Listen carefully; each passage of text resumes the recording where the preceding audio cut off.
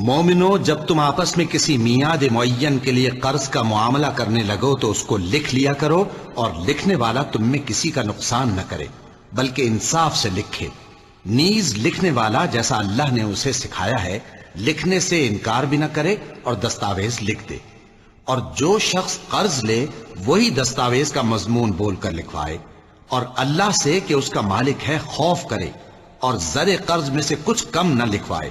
اور اگر قرض لینے والا کم عقل یا ضعیف ہو یا مضمون لکھوانے کی قابلیت نہ رکھتا ہو تو جو اس کا ولی ہو وہ انصاف کے ساتھ مضمون لکھوائے، اور اپنے میں سے 2 مردوں کو ایسے معاملے کے گواہ کر لیا کرو، اور اگر 2 مرد نہ ہوں تو 1 مرد اور 2 عورتیں جن کو تم گواہ پسند کرو کافی ہیں، کہ اگر ان میں سے ایک بھول جائے گی تو دوسری اسے یاد دلا دے گی، اور جب گواہ گواہی کے لیے طلب کیے جائیں تو انکار نہ کریں، اور قرض تھوڑا ہو یا بہت اس کی دستاویز کے لکھنے لکھانے میں سستی نہ کرنا۔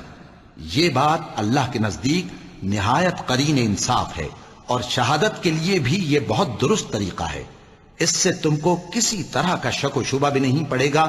ہاں، اگر سودا دست بدست ہو جو تم آپس میں لیتے دیتے ہو تو اگر ایسے معاملے کے دستاویز نہ لکھو تو تم پر کچھ گناہ نہیں۔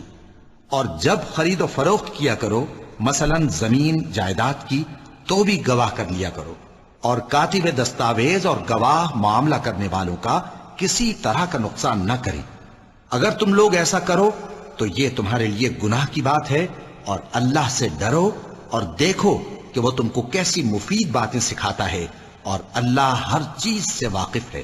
اور اگر تم سفر پر ہو اور دستاویز لکھنے والا نہ مل سکے تو کوئی چیز رہن با قبضہ رکھ کر قرض لے لو، اور اگر تم میں سے کوئی دوسرے کو امین سمجھے یعنی رہن کے بغیر قرض دے دے تو امانت دار کو چاہیے کہ صاحب امانت کی امانت ادا کر دے، اور اللہ سے جو اس کا پروردگار ہے ڈرے، اور دیکھنا شہادت کو مت چھپانا، جو اس کو چھپائے گا وہ دل کا گناہ گار ہوگا، اور اللہ تمہارے سب کاموں سے واقف ہے۔ اور یتیموں کو بالغ ہونے تک کام کاج میں مصروف رکھو اور جانچتے رہو، پھر بالغ ہونے پر اگر ان میں عقل کی پختگی دیکھو تو ان کا مال ان کے حوالے کر دو، اور اس خوف سے کہ وہ بڑے ہو جائیں گے یعنی بڑے ہو کر تم سے اپنا مال واپس لے لیں گے، اس کو فضول خرچی اور جلدی میں نہ اڑا دینا۔ اور جو شخص آسودہ حال ہو اس کو ایسے مال سے قطعی طور پر پرہیز رکھنا چاہیے، اور جو ضرورت مند ہو وہ مناسب طور پر یعنی بقدر خدمت کچھ لے لے، اور جب ان کا مال ان کے حوالے کرنے لگو تو گواہ کر لیا کرو، اور حقیقت میں تو اللہ ہی گواہ اور حساب لینے والا کافی ہے۔ مسلمانوں، تمہاری عورتوں میں جو بدکاری کا ارتکاب کر بیٹھیں ان پر اپنے لوگوں میں سے 4 شخصوں کی شہادت لو، اگر وہ ان کی بدکاری کی گواہی دیں تو ان عورتوں کو گھروں میں بند رکھو یہاں تک کہ موت ان کا کام تمام کر دے، یا اللہ ان کے لیے کوئی اور سبیل پیدا کرے۔ اے ایمان والو، انصاف پر قائم رہو اور اللہ کے لیے سچی گواہی دو، خواہ یہ تمہارے اپنے خلاف یا تمہارے ماں باپ اور رشتہ داروں کے خلاف ہی ہو۔ اگر کوئی امیر ہے یا فقیر تو اللہ ان دونوں کا زیادہ خیر خواہ ہے، پس تم خواہش نفس کے پیچھے چل کر عدل کو نہ چھوڑ دینا۔ اگر تم لگی لپٹی بات کہو گے یا سچائی سے پہلو تہی کرو گے تو جان رکھو اللہ تمہارے سب کاموں سے واقف ہے۔ اے ایمان والو، اللہ کے لیے انصاف کی گواہی دینے کے لیے کھڑے ہو جایا کرو، اور کچھ لوگوں کی دشمنی تم کو اس بات پر آمادہ نہ کر دے کہ انصاف ہی نہ کرو۔ انصاف کیا کرو کہ یہی پرہیزگاری کی بات ہے، اور اللہ سے ڈرتے رہو، کچھ شک نہیں کہ اللہ تمہارے سب اعمال سے خبردار ہے۔ مومنو، جب تم میں سے کسی کی موت موجود ہو تو شہادت کا نصاب یہ ہے کہ وصیت کے وقت تم مسلمانوں میں سے 2 مرد عادل یعنی صاحب اعتبار گواہ ہوں، یا اگر مسلمان نہ ملیں اور تم سفر کر رہے ہو اور اس وقت تم پر موت کی مصیبت واقع ہو تو کسی دوسرے مذہب کے 2 شخصوں کو گواہ کر لو۔ اگر تم کو ان گواہوں کی نسبت کچھ شک ہو تو ان کو عصر کی نماز کے بعد کھڑا کرو، اور دونوں اللہ کی قسمیں کھائیں کہ ہم شہادت کا کچھ عوض نہیں لیں گے، گو ہمارا رشتہ دار ہی ہو، اور نہ ہم اللہ کی شہادت کو چھپائیں گے۔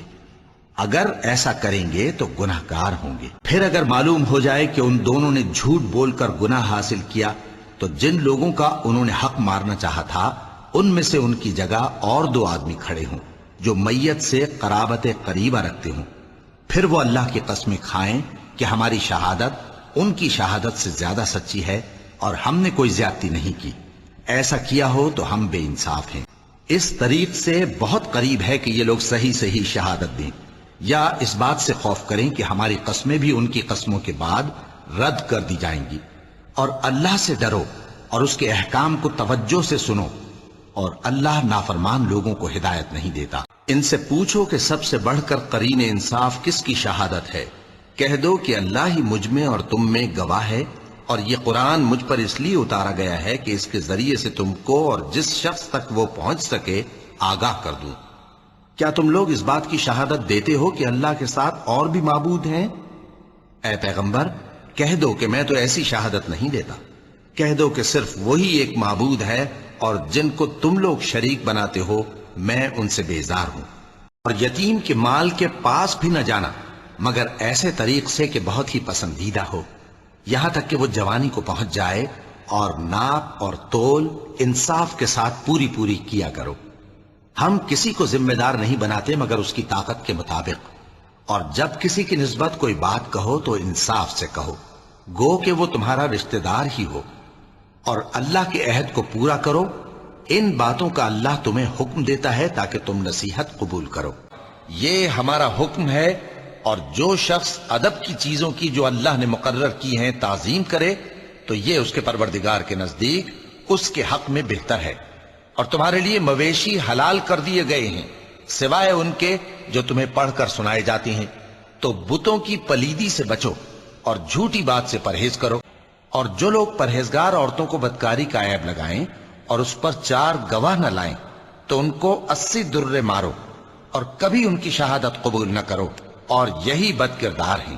ہاں جو اس کے بعد توبہ کر لیں اور اپنی حالت سنوار لیں تو اللہ بھی بخشنے والا ہے، مہربان ہے. اور جو لوگ اپنی بیویوں پر بدکاری کی تہمت لگائیں اور خود ان کے سوا اور گواہ نہ ہوں تو ہر ایک کی شہادت یہ ہے کہ پہلے تو 4 بار اللہ کی قسم کھائے کہ بے شک وہ سچا ہے. یہ بہتان لگانے والے اپنی بات کی تصدیق کے لیے 4 گواہ کیوں نہ لائے؟ تو جب یہ گواہ نہیں لا سکے تو اللہ کے نزدیک یہی جھوٹے ہیں.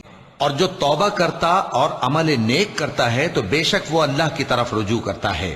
اور وہ جو جھوٹی گواہی نہیں دیتے اور جب ان کو بیہودہ چیزوں کے پاس سے گزرنے کا اتفاق ہو تو شریفانہ انداز سے گزرتے ہیں. اے پیغمبر صلی اللہ علیہ وآلہ وسلم، مسلمانوں سے کہہ دو کہ جب اپنی بیویوں کو طلاق دینے لگو تو ان کی عدت کو پیش نظر رکھ کر طلاق دو، اور عدت کا شمار رکھو. اور اللہ سے جو تمہارا پروردگار ہے ڈرو. نہ تو تم ہی ان کو ایام عدت میں ان کے گھروں سے نکالو اور نہ وہ خود ہی نکلیں.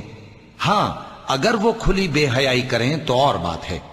اور یہ اللہ کی حدیں ہیں، اور جو اللہ کی حدوں سے تجاوز کرے گا وہ اپنے آپ پر ظلم کرے گا. اے طلاق دینے والے، تجھے کیا معلوم شاید اللہ اس کے بعد رجعت کی کوئی سبیل پیدا کر دے. پھر جب وہ اپنی میعاد یعنی عدت ختم ہونے کے قریب پہنچ جائیں تو یا تو ان کو اچھی طرح سے زوجیت میں رہنے دو یا اچھی طرح سے علیحدہ کر دو، اور اپنے میں سے 2 منصف مردوں کو گواہ کر لو. اور اے گواہو، اللہ کے لیے درست گواہی دینا. ان باتوں سے اس شخص کو نصیحت کی جاتی ہے جو اللہ پر اور روز آخرت پر ایمان رکھتا ہے. اور جو کوئی اللہ سے ڈرے گا وہ اس کے لیے رنج و غم سے نجات کی صورت پیدا کر دے گا